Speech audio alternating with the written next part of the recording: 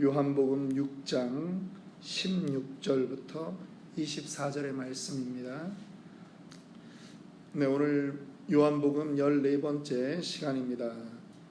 5번째 표적, 무리를 걸으신 예수님이라고 하는 제목으로 잠깐 말씀 나눕니다.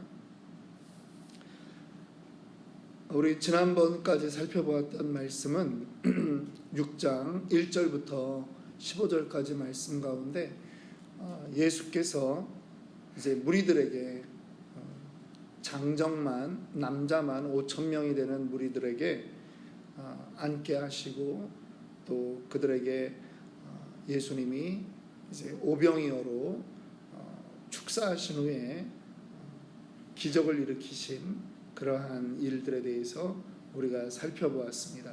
그것이 네 번째 예수님의 요한복음에서 기록하고 있는 네 번째 표적입니다. 오늘은 이제 예수님이 5번째 표적을 나타내게 되는데요. 오늘 먼저 그 표적 자체의 의미를 좀 살펴보고자 합니다. 예수님이 이 땅에 계시면서 수많은 기적을 일으켰습니다. 그것을 우리는 미라클이라고 그렇게 부릅니다.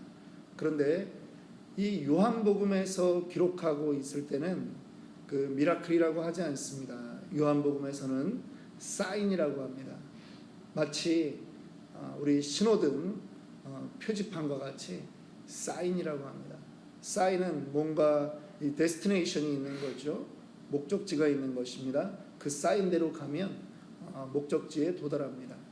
이 사인을 통해서 무엇을 바라보아야 되느냐? 예수가 하나님이고 예수 안에 생명이 있다라고 하는 것, 그것을 보여주는 책이 바로 이 요한복음이라고 말씀드렸습니다. 이 기적을 보면서 이 기적의 그 주인공이 어떠한 분인가를 깨달아야 한다라고 하는 것입니다. 1만 명 이상의 사람들이 배불리 먹었습니다. 그런데 사람들이 그 기적을 보고 나서 15절에 보니까 어떠한 태도를 취하냐? 예수를 붙잡아서 우리의 왕으로 세워야 되겠다라고 말하는 것입니다. 그러니까 예수님이 그들을 피해서 산으로 가십니다.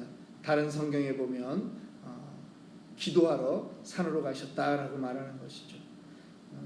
아마 지금도 사람들이 이 환호하는 그러한 그 대통령 후보들 중에 뭐 우리나라뿐 아니라 다른 나라에서도 얼마를 나눠준다라고 하면 대단히 이제 환호하는 그러한 모습들이 있는 것을 보게 됩니다. 결국은 사람들의 그 눈이 어디에 초점이 가 있느냐, 나에게 어떤 사람이 유익하냐라고 하는 거로 사람들은 대부분 이 지도자도 그렇게 뽑는다라고 하는 거죠. 예수님이 사람들에게 그 빵을 가지고 떡을 가지고 그들에게 기적을 일으켰더니 사람들이 붙잡아서 우리의 왕으로 삼아야 되겠다. 이분이 왕이라면 우리는 굶어 죽는 일은 없겠다라고 하는 것들이 사람들의 마음이었던 것 같습니다. 그런데 예수님은 그들의 왕이 되려고 하지 않습니다. 사람들은 세상에서는 누군가가 이렇게 인정해주고 세워주려고 하면 다 그 자리를 차지하려고 하는데 예수님은 오히려 그 자리를 피해서 산으로 가시는 것입니다. 자신의 그 할 일이 있다라고 하는 거죠. 내가 하는 것이 정치적인 메시아가 아니라고 하는 것입니다. 내가 이 땅에 온 것은 영적인 메시아로 왔다라고 하는 것을 드러내시는 것이죠. 그리고 제자들에게는 이제 갈릴리 건너편 가버나움으로 가라고 그렇게 말씀을 하십니다. 가버나움이라고 하는 것은요, 그 예수님의 그 사역이 가장 많이 행해졌던 곳이 바로 이 갈릴리 가버나움이라고 하는 동네입니다. 그런데도 가장 복음화되지 않아서 멸망 때 그 멸망을 피할 수 없는 곳으로 지목되었던 곳이 바로 이 가버나움입니다. 아주 성경에서는 예수님의 갈릴리 사역에서는 아주 중요한 곳이 이 가버나움이죠. 갈릴리 호수는 사실은 이제 육지 안에 있는 호수입니다. 가로로 13km, 그리고 세로로 21km 이 정도 되는 이 호수인데요. 이게 워낙 크다 보니까 우리는 그거를 이제 갈릴리 바다 이렇게 부릅니다.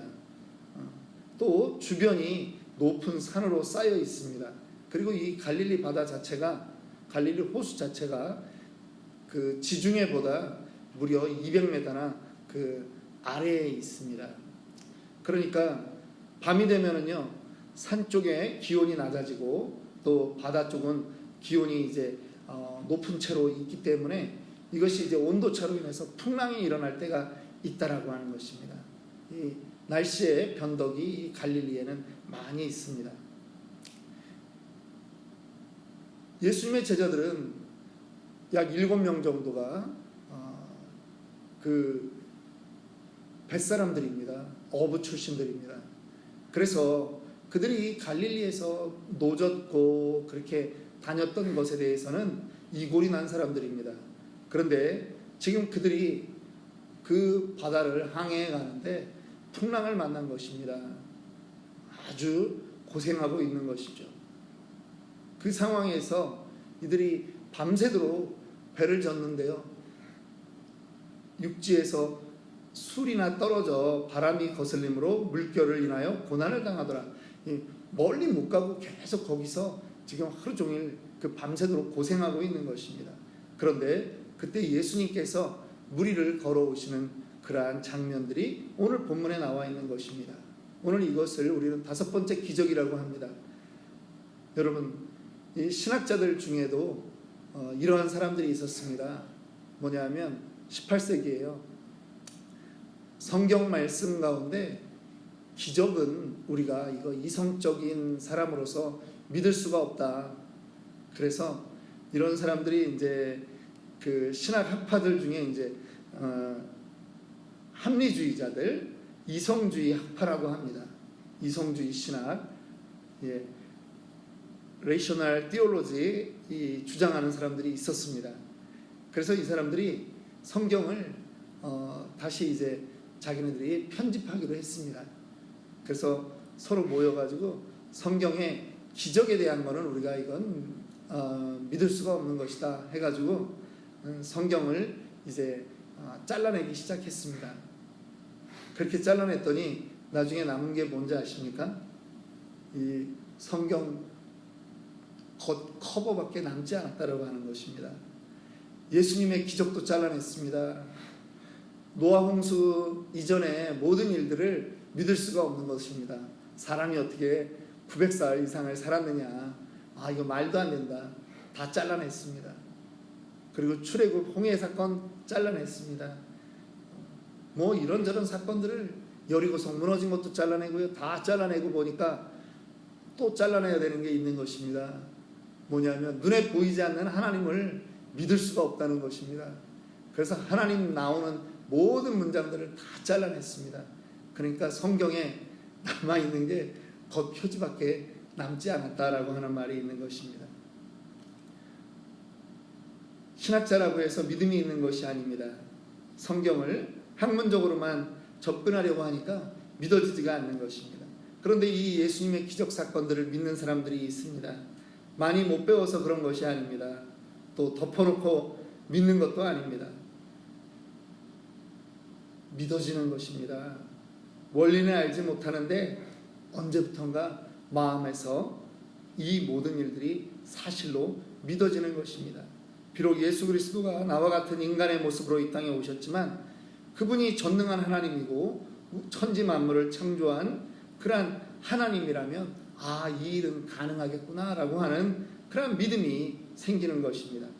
오늘 이 예수님께서 물 위를 걸어오신 이 사건은 마태복음에도 마가복음에도 동일하게 기록되어 있습니다.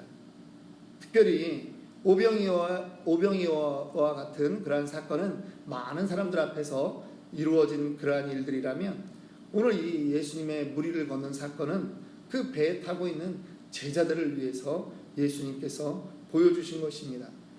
또 물 위라고 하는 이 헬라어 단어를 가지고 사람들이 믿어지지 않으니까 사람들이 또 이렇게 학설을 내놓은 것이 있습니다. 뭐냐면 그게 물 위라고 하는 말이 해안가, 가장자리라고 하는 그 헬라어랑 같은 의미가 있습니다. 그래서 제자들이 해안선을 이렇게 걸으시는 예수님을 바라보고 놀랬다라고 하는 그러한 해석도 있습니다. 그런데요, 여러분, 해안가를 걸어가는 주님을 바라보면서 두려워할 수는 없는 것입니다. 그 예수님의 그 모습을 보면서 해안가에 있는 예수님을 두려워할 수는 없는 것이죠. 이 예수님이 물 위를 걸었던 것은 만유인력의 법칙과 중력의 법칙이라고 하는 그러한 인간 세상에 3차원에 존재하는 모든 그 법칙을 무시하는 그러한 하나님이 하실 수 있는 그러한 일인 것입니다. 예수님이 바로 그러한 존재라고 하는 것입니다. 내가 신이다. 비록 육신을 입고 있지만 바로 내가 신이다 라고 하는 것을 보여주는, 신이 개입하면 3차원의 이 법칙은 무시될 수 있다라고 하는 것이죠. 우리도 그러한 일을 어렸을 때 가끔 하지 않았습니까? 이 개미나 애벌레 같은 경우는요, 네 발로 혹은 배로 땅을 기지 않으면 자리 이동이 불가능한 그러한 곤충들입니다. 그런데 이거를 우리가 번쩍 들어가지고요, 장난을 칠 때 자리를 이동시킵니다. 사람은 간단한 것입니다. 그런데 애벌레의 입장에서 혹은 개미의 입장에서는 자기에게 기적이 일어난 것입니다. 자기가 공중으로 이동을 한 거는 자기가 무슨 허경영도 아닌데 공중 부양을 한 거죠. 자기의 능력에 할 수 없는 그러한 일이 자기에게 일어난 것은 기적이라고 하는 것이죠. 여러분, 차원이 바뀌면 우리에게는, 그 저차원에 있는 존재에게는 기적이라고 하는 이름밖에는 나올 수 없는 것이라고 하는 것입니다. 그런데 그것을 주관하는 그러한 분이 있다라고 하는 것이죠.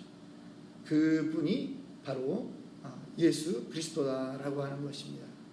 오늘 두 번째, 이 물 위를 걸으신 예수님의 사건이 우리에게 가지고 오는 그러한 의미가 있습니다.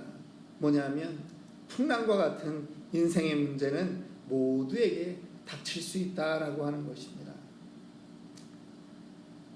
고난의 문제, 그러한 문제는요, 모두에게 닥치는 것입니다. 예수님의 제자들은 베테랑 어부들입니다. 그들은 초보자가 아닙니다. 그런데도 그들에게 이 세상에 험한 풍랑이 닥쳐올 수 있다라고 하는 것입니다. 그런데 여기서 중요한 것이 있습니다. 누구나 고난을 당하지만 그 인생 가운데 예수 그리스도께서 늘 다가와 주신다라고 하는 것이죠. 19절에 보니까 제자들이 예수께서 바다 위로 걸어오심을 보고 두려워합니다. 그랬더니 예수님이 그들에게 말씀하는 것입니다.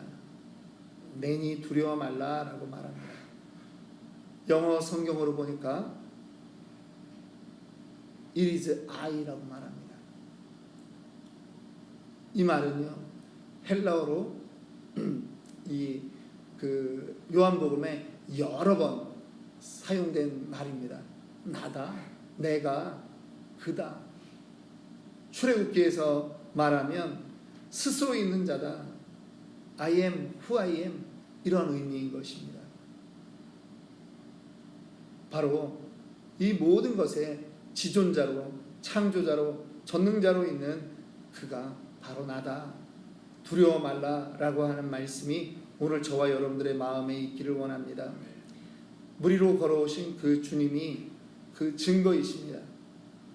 시편 46편 1절은 말합니다. 하나님은 우리의 피난처시요 힘이시니 환난 중에 만날 큰 도움이시라고 말씀합니다. 예수 그리스도의 그 사랑, 하나님의 그 사랑이 우리를 떠나지 않습니다. 이사야서 49장 15절 16절은 이렇게 말합니다. 여인이 어찌 그 젖먹는 자식을 잊겠으며 자기 태에서 난 아들을 긍휼히 여기지 않겠느냐. 그들은 혹시 잊을지라도 나는 너를 잊지 아니할 것이다. 내가 너를 내 손바닥에 새겼다라고 주님이 말하는 것입니다.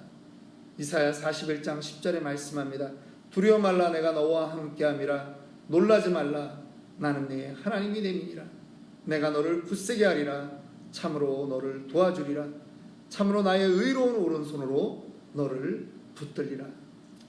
오늘 이 하루를 살아가면서 우리가 풍랑 가운데 산다라고 느껴질 때가 있을 수 있습니다. 또 연말이 되면서 우리의 마음 가운데 감사보다 오히려 이것이 내 인생의 풍랑이 아닌가라고 하는 그러한 느낌이 있을 수 있습니다. 그런데 풍랑이 있는 바다에서 제자들을 찾아왔던 그 예수님을 여러분 오늘 만나시기를 원합니다. 그분이 우리에게 선언합니다. 두려워 말라 내가 너와 함께함이라. 놀라지 말라 나는 내 하나님이 됨이니라. 내가 너를 굳세게 하리라. 참으로 너를 도와주리라. 참으로 나의 의로운 오른손으로 너를 붙들리라. 주님의 그 은혜가 우리 가정에, 우리의 사업장에, 우리의 자녀들 위해 그렇게 임하기를 축원합니다. 기도하겠습니다.